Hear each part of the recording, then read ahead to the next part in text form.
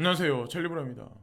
13일 날이 미국의 CPI가 발표되는 날이에요. 그래서 이 CPI 발표에 따라서 이제 11월 달, 12월 달 금리가 결정될 가능성이 높기 때문에 이날을 예의주시해서 몸을 사리는 기관 투자가들이 지금 뭐 유동성을 빼기 때문에 지금의 장세의 결과가 나타났다라고 이제 생각을 합니다. 자, 이거를 이제 시작으로 해서 오늘 영상은 뭐 몇 가지 중요한 뉴스를 포인트로 해서 딜리버리하는 영상 흐름으로 이제 말씀드리겠습니다. 그래서 어저께는 한 가지 주제를 가지고 이제 분석 차원에서 이제 영상을 만들었지만 오늘은 뭐 그냥 지금 뭐 간밤에 나왔던 뉴스를 토대로 해서 이제 말씀드릴 거고 궁금하신 거나 뭐 그런 주제가 될 만한 게 있으면 댓글을 남겨주시면 제가 시간을 내서 따로 이제 영상을 한번 제작을 해볼게요. 그리고 지금 현재 BNB 체인이 D앱 인큐베이터 프로그램으로 유럽 웹3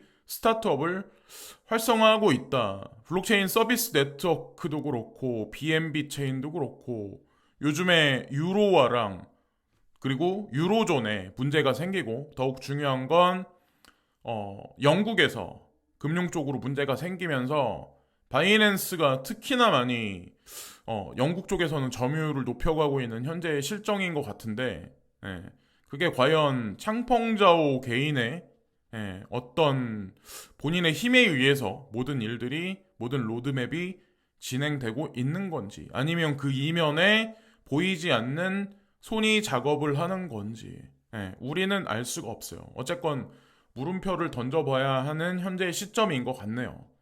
블록체인 서비스 네트워크하고 관련해서 한번 구글링을 해보시면 아마 뭐 발견할 수 있는 게 있을 것 같고 그리고 여기 보면은 원점으로 돌아가다. 그래서 서클사에서 USDC를 참 많이 찍어냈었죠. 기존에는. 근데 요즘 들어서 USDC 시가총액이 많이 떨어져 있다. 점유율이 많이 하락해 있다라고 이런 얘기가 나와요. 그러니까 대중들은 작년에도 그렇고 재작년에도 그렇고 USDC가 막 이렇게 올라갈 때는 인지도도 올라가고 막 이렇게 올라갈 때는 USDT가 사라진다.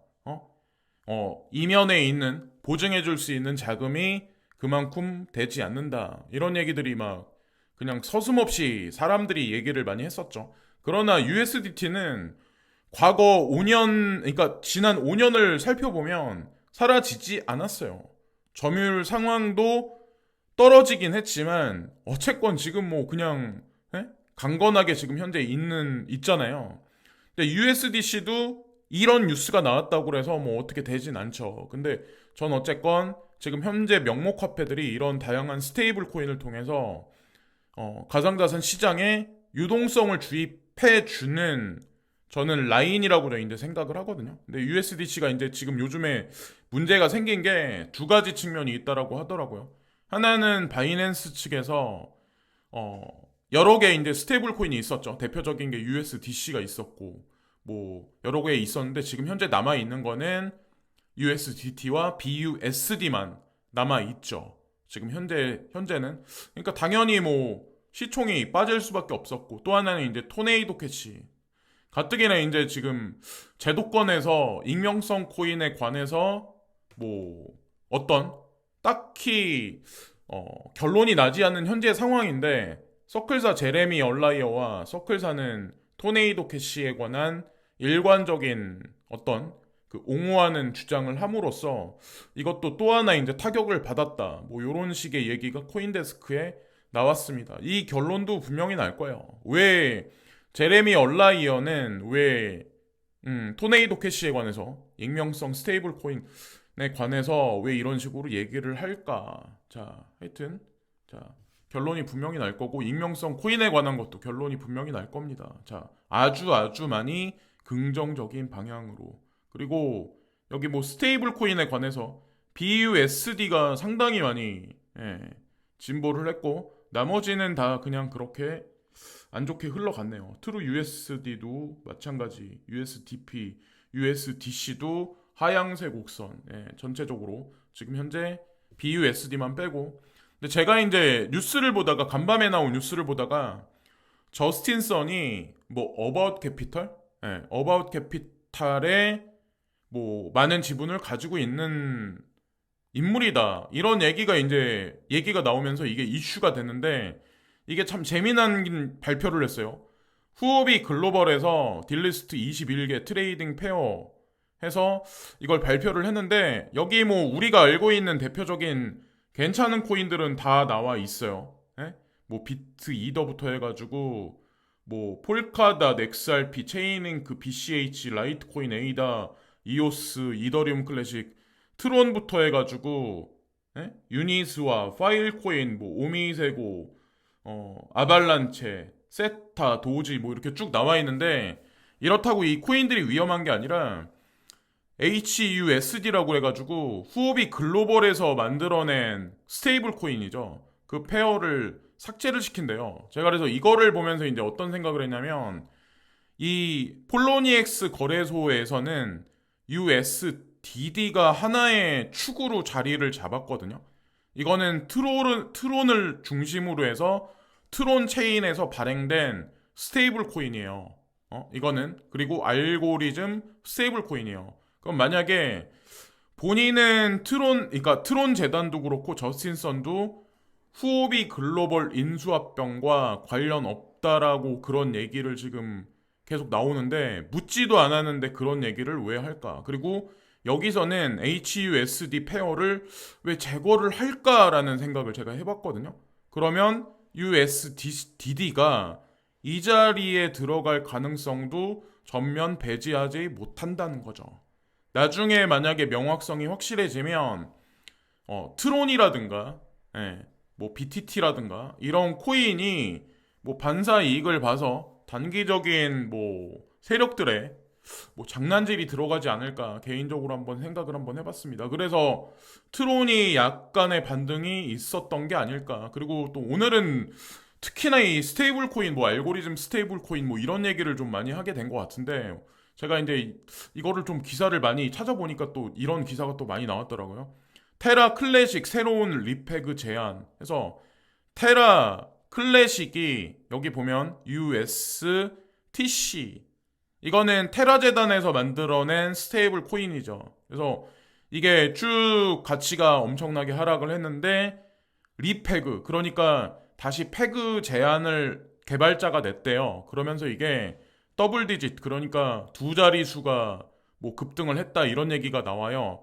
그러면 아직 결론 나지 않은 현재 상황이죠. 그래서 한다 안 한다라는 얘기가 나오겠지만 결국에는 아마 리페그 될 확률이 높지 않을까라는 생각을 합니다. 자, 어쨌든 이것도 쭉 이제 지속적으로 죽은 프로젝트라고 그냥 보지 마시고 쭉 그냥 지켜보세요. 원래 코인판이라는 게 그래서 자 그리고 여기 이 뉴스를 보면 이제 진짜 재미난데 도건 여권을 무효화한다. 근데 한국 정부에서 도건 여권을 무효화한대요. 그래서 여기 보면 19일까지 테라 창업자 운명은 뭐 이렇게 여기 나와 있어요. 그래서 어떤 얘기가 있냐면 10월 5일 도건에게 여권 반환을 요청했지만 회신을 받지 못했다고 밝혔다. 여권법 13조에 따르면 고시 후 14일 이내에 여권을 반납하지 않으면 여권의 유효기간이 만료된다. 이에 따라 권 씨는 10월 19일 이후 해당 지역의 불법 체류자로 추방될 예정이다. 이분이 지금 한국에 있는 게 아니에요. 그렇다고 해외에 체류하고 있대요. 근데 어디에 있는지를 몰라. 네. 이 사람이 지금 어디에 있는지를 몰라요. 한국 정부에서. 그러면 설상 이렇게 했다라고 하더라도 글쎄 이게 과연 한국 정부에서 말하는 대로 이 날짜가 넘어가면 이 사람이 뭐 어떻게 할까요? 예. 어디에 있는지 그게 명확해야 이 법의 효력도 발휘가 되지 않을까요? 어떤 국가에 어디 지역에 지금 체류하고 있는지 신상 파악이 불분명한 현재 상황이라는 거죠. 지금 현재. 그래서 어쨌건 그렇습니다. 자, 이것도 뭐 분명히 결론이 날 거고 러시아 기업 규제 부족에도 불구하고 거래에서 암호화폐 사용한다. 관리, 인정, 뭐 한다 안 한다 얘기가 많았었는데 결국에는 한다라고 러시아 기업들이 뭐 정부에서 확실한 규제안이 나오지도 않은 상황에서 이미 거래가 진행되고 있대요. 뉴스를 보면은 그래서 2023년에 발효될 거다라고 예상하고 있는데 정부에서는 어쨌든 지금 그렇고 여기 나와 있는 거대로 스위프트 지불에 대한 모든 대안을 시도하는 것이 중요합니다. 우크라이나 분쟁으로 인해서 러시아가 자 지금 가상자산을 국제 거래에 사용하게 된다. 자 여기 나와 있는 거대로 자 러시아 기업들은 뭐 사용하게 된다. 그래서 뭐 어떤 사람들은 여기에 대고 XRP가 사용되어질 거야. 나는 XRP를 투자하고 있으니까 이렇게 그냥 근시안적으로 그냥 협소한 시각으로 바라보지 마시고 지금 현재 어디서 어떻게 흘러가고 있는지 과연 스위프트는 어떻게 될런지 미국 달러의 헤게모니가 감소하면서 과연 스위프트 2.0은 어떤 역할을 하게 되는 건지 스위프트의 힘이 녹아 들어간 게 스위프트 2.0이라고 생각하시면 어떨까라는 생각을 합니다. 사람들이 보통 그냥 이분법으로 yes나 no를 대입을 많이 하는데 에? 뭐 다른 시각도 이제 해야지 저는 뭐 4차 산업혁명에서 살아남는다고 저는 생각합니다. 항상 이제 유연한 사고방식이 저는 이제 중요하다라고 생각해요.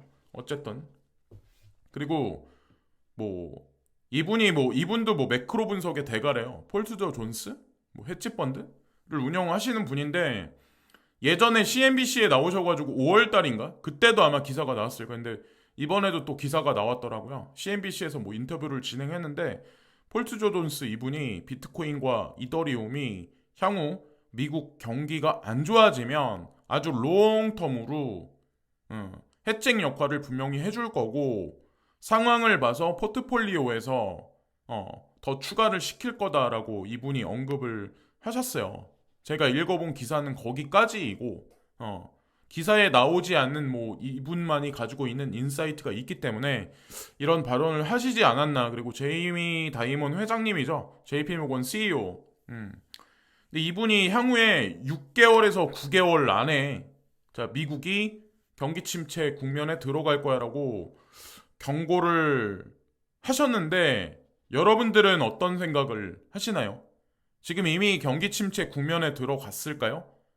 경기 침체 국면에 들어가기 일보 직전일까요? 아니면 하반기 실제로 불장이 잠깐이나마 올 수 있을까요? 자, 불확실성이 증대되고 있는 현재 시점에서 많은 사람들이 지금 경고성 발언을 되게 많이 해요.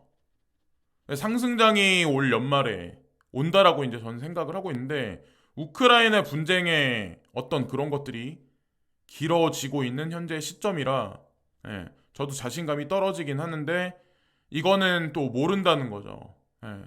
항상 이제 말씀드리지만 진짜 뭐 내일까지 막 이렇게 우크라이나 분쟁 막 이렇게 있다가 우리 잠시 봉합하겠다라는 얘기를 푸틴이 발언할 수도 있어요. 사실은 지금 현재 뭐 너무 극단적인 표현으로 뭐 핵무기를 쓰겠다 이런 얘기가 나온다는 얘기는 사실 거기 이면에 포장되어 있는 뭔가 그림이 있을 수도 있다라고 이제 전 생각을 하거든요. 근데 어쨌건 제이미 다이몬 회장님이 말씀하시는 6개월에서 9개월간의 자 이후에 미국의 경기 침체가 올 거야라고 이 발언에 관해서는 저는 맞다라고 저는 생각을 합니다. 금리를 인상을 해도 문제고 인하를 해도 이 리세션은 아마 피해갈 수 없을 거예요. 예. 제가 그거는 나중에 이제 따로 풀어서 이제 저랑 이제 반대로 얘기하는 사람도 있을 거예요. 금리 인하하면 미국 경제는 좋아질 거다라고 말하는 사람도 아마 있을 거예요. 그거는 뭐 그런 분들만의 이제 뷰인 거고 2년 7개월 만에 일본 관광내 내일부터 비자 없이 간다 뭐 이런 얘기가 나왔어요. 지금 현재. 하여튼 이것도 그냥 코로나하고 관련해서 좀 여러분들이 스스로 한번 해석을 해보시고 러시아산 에너지 뭐 대중국 뭐 인도 하루 수출액이 500억 원 증가했다 뭐 이런 얘기가 나오네요. 지금 보면 자 유로존에는 에너지가 점점 줄어들고 있고 그 에너지가 인도하고 중국으로 넘어가고 있고 자 어떻게 될까요? 러시아산 무기는 인도로 들어가고 있고 사우디로 들어가고 있고 세계는 두 갈래로 확실히 예전과 다르게 다른 양상으로 나눠져 가고 있고 필권 체제에서 다극 체제로 가면서 거기서 통화 시스템의 패러다임이 혼란한 상황으로 지금 들어가고 있는 현재의 시점이고, 강달러가 언제까지 갈지는 모르겠지만 달러의 헤게모니는 무너져가고 있는 현재의 실정. 그리고 제가 미국은 경찰국 국가로서의 지위를 포기했다라고 제가 과거 5년 전 2018년 유튜브부터 지금까지 이제 언급을 했는데, 요즘 들어서 이제 미디어의 다극체제란 얘기가 서서히 등장하면서 그거를 이제 주제로 해서 영상을 만드시는 분들도 있어요. 근데 저는 감히 말씀드리지만 5년 후에 어떻게 될지도 대충은 알아요. 대충은 알아요. 왜냐면 5년 전에 지금 다극체제를 미리 알고 있었기 때문에. 저만의 뭐 퍼즐 맞추기 방식이 있기 때문에. 그리고 그 퍼즐 맞추기 방식에서 가상자산이 결국에는 해칭이 될 거고 큰 자산이 돼서 노화의 방주 역할을 한다는 거에 관해서 확신을 했었기 때문에 그랬죠. 하여튼 그렇습니다. 여기까지만 이제 말씀드리면서 오늘 방송도 마치겠습니다. 오늘도 좋은 하루 되시고, 오늘도 좋은 하루 되세요. 감사합니다.